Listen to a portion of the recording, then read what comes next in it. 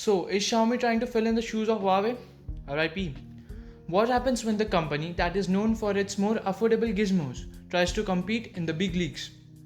In this video, we will lay down all the facts and reach a conclusion. So, without any further ado, let's get started.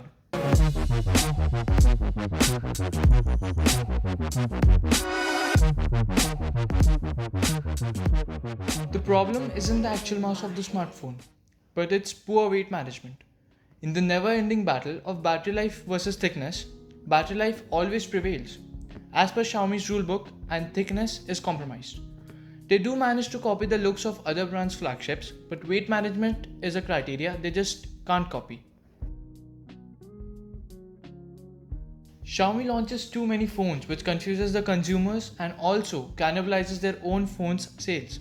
We get that they want to give us as many options as possible, but Xiaomi launches a new model every month with a little variation, and that too for the same price.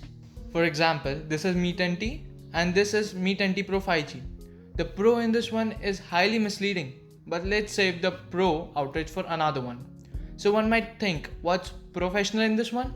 Well, to be honest, the latter one features 108 megapixels camera instead of 64 megapixel in vanilla Mi 10T, and these phones are 1 month apart.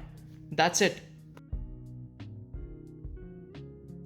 Now for those who don't know what flash sales are, it is a scam.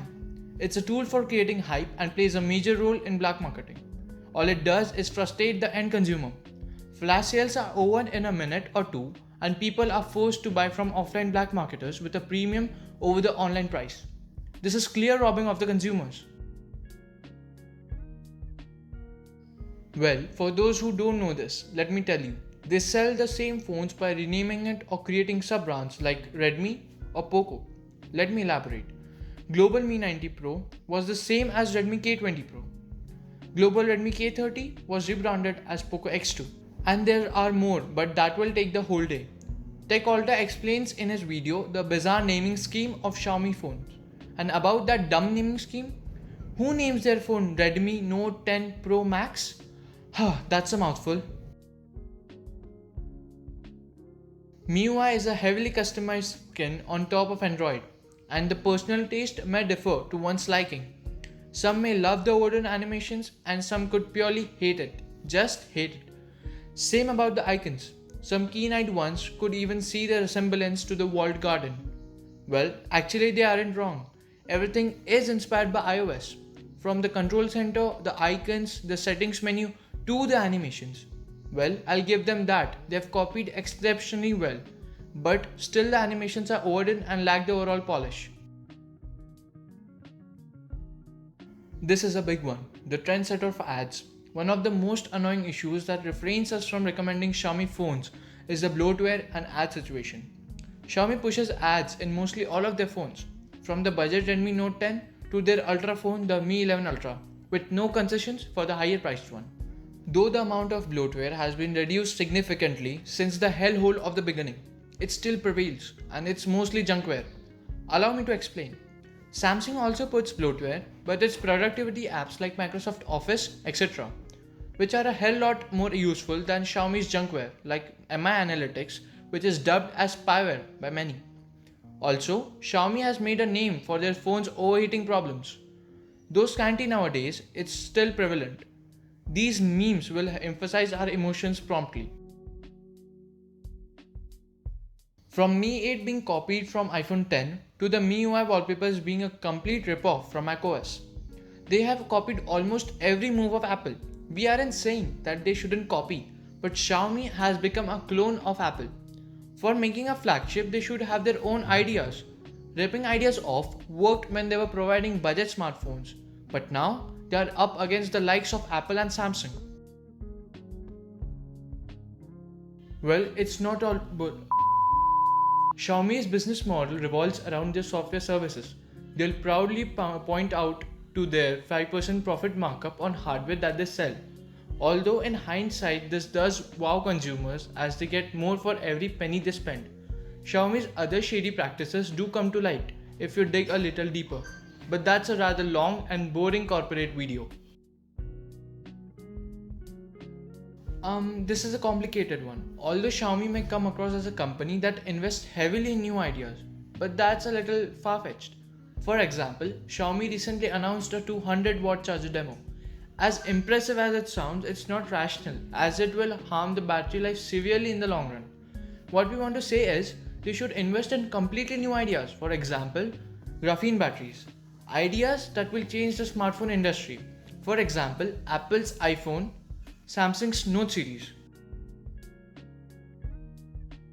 Many of you won't know this, but Xiaomi's first product was their Android software, also known as their skin, now going by the name MIUI. Now, this early embracing of online forums made MIUI one of the best for community support. Also, Xiaomi releases their Android kernel source codes relatively quickly for the developers, so they develop custom ROMs for the MIUI phones.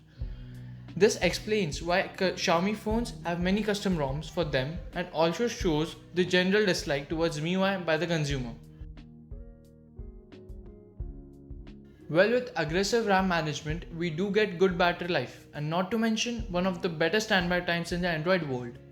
But with aggressive RAM management comes annoying app relaunches again and again. Now, all things considered, one thing is clear. Xiaomi is the king for specs in low-end market.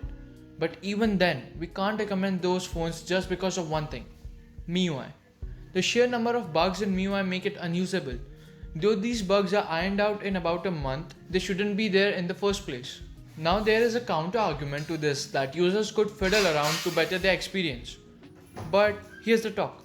Look who Xiaomi is competing with now. Will people put up with Apple or Samsung phones if they had this software situation? Now, for the sake of argument, if MIUI is left out of the equation, then yeah, Xiaomi phones are a good bet. But people, we buy a phone for its experience and not just the raw hardware. In our opinion, Xiaomi needs to focus on these issues first. Number 1, number of phones launched. And number 2, software bugs. Now these two are intertwined in a way, as launching less phones will increase their focus on in-hand things and in turn decrease the overall bugs. This will remove their only Achilles heel, their software skin, MIUI. As for the new Xiaomi that's going all out on flagships and competing with the big dogs, it needs to focus on its software skin, cameras and overall device usability. Although it needs to work on its brand image too, which is of a value for money, but that will come in time, if ever. Now we'll be making more of these brand related videos, so do subscribe and ring-a-ling the ding-a-ling bell to get notified for our upcoming video. Hope you liked it and see you in the next one.